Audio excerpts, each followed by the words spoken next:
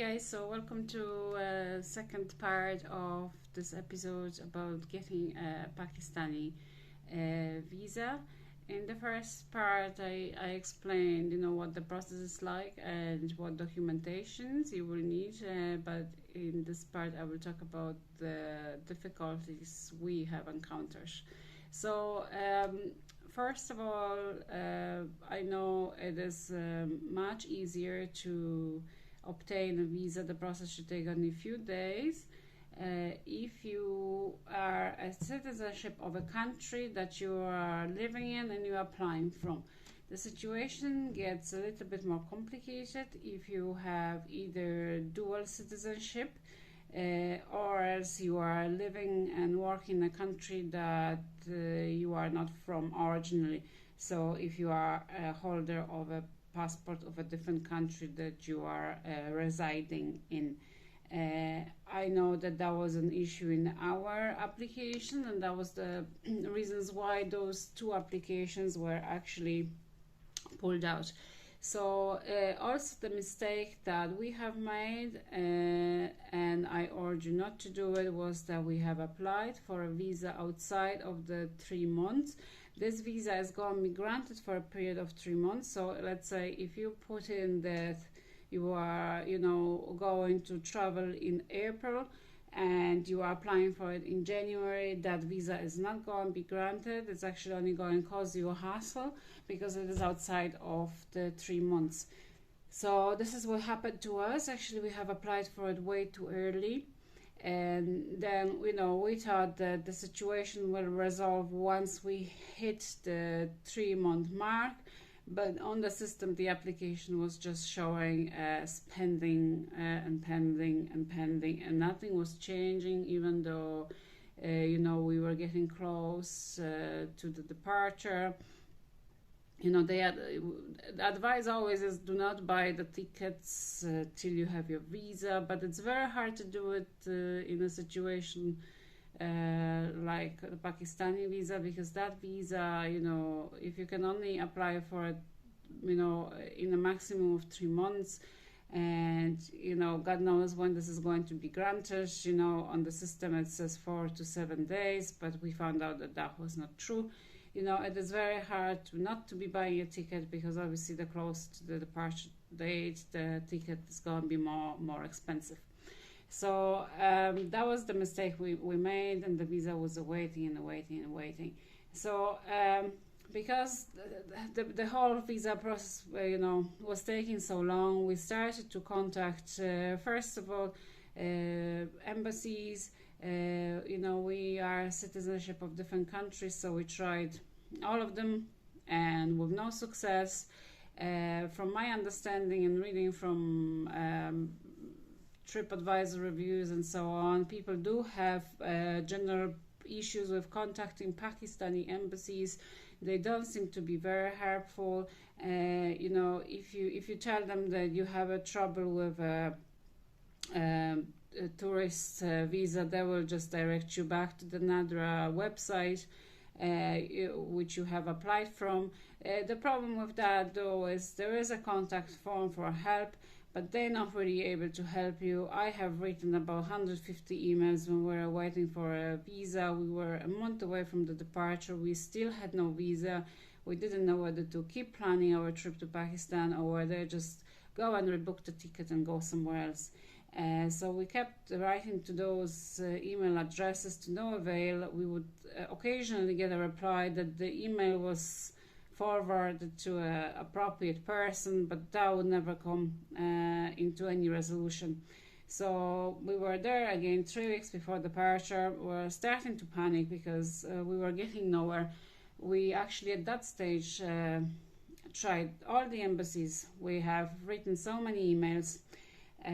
Also on the NADRA page there is a phone number for that says, for tourist visa questions. It was a Pakistani number.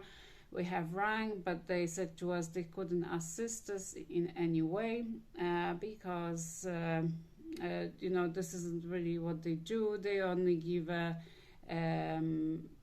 let's say, advice on how to make application online.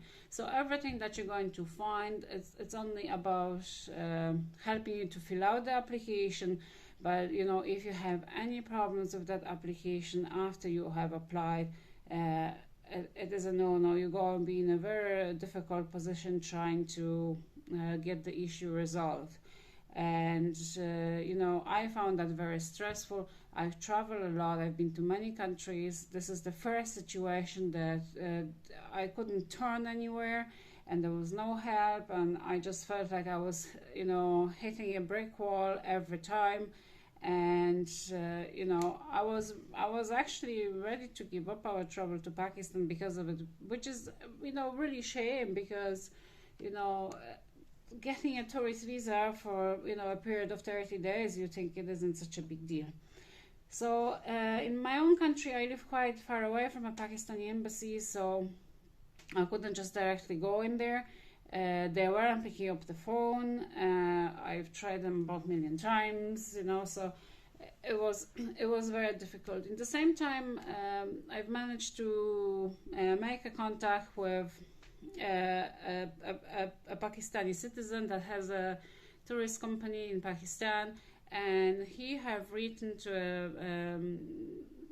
Pakistan government there on my behalf, asking what's happening with those two visa applications. And as it turned out, he actually managed to get an answer.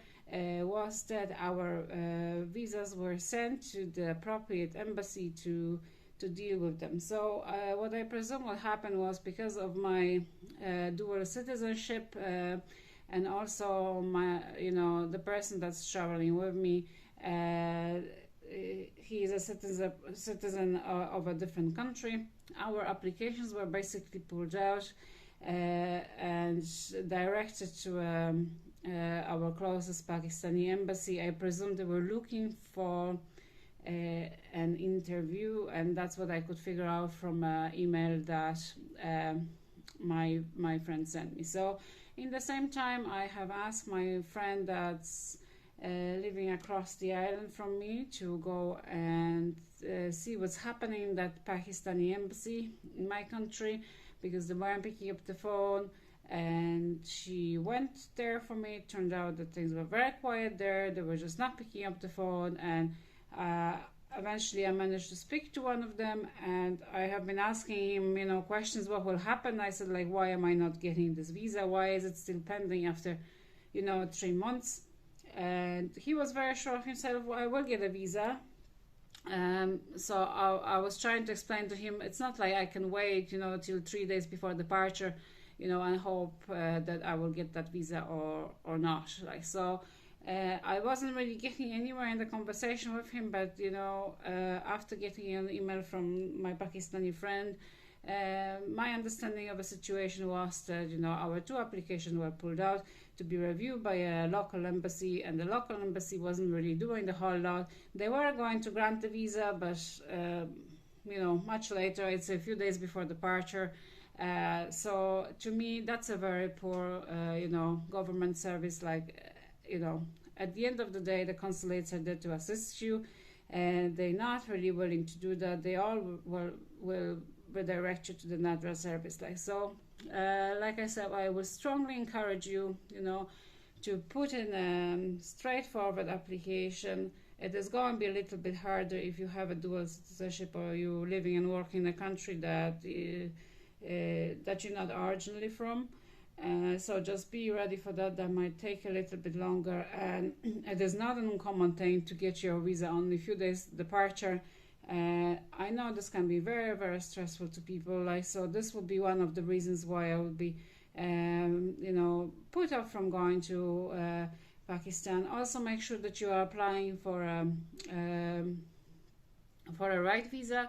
Certain countries are allowed to get travel approval, which isn't a visa, it's sort of a travel approval, kind of a visa that you can gain on arrival. This one is much faster to get. I wasn't eligible for it, and the mistake we also made was that the person that traveled with me was eligible for it. We didn't know. We just applied for a tourist visa, which at the end was granted.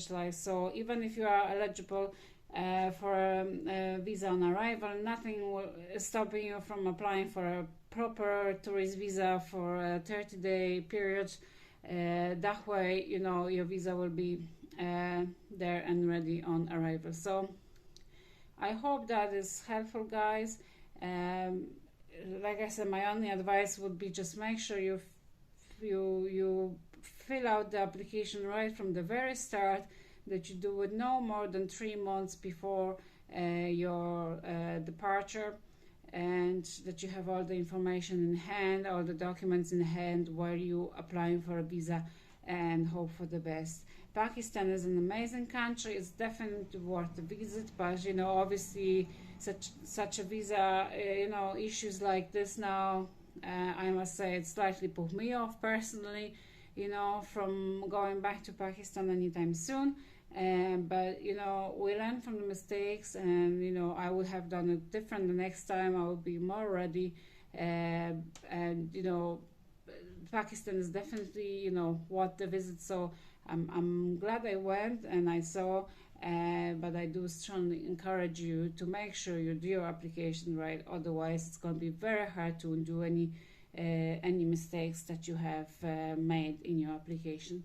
So if you have any questions, you know, please comment down below. I will try to answer you the best I can. And otherwise, if you like the channel, please like and subscribe. Best of luck, guys.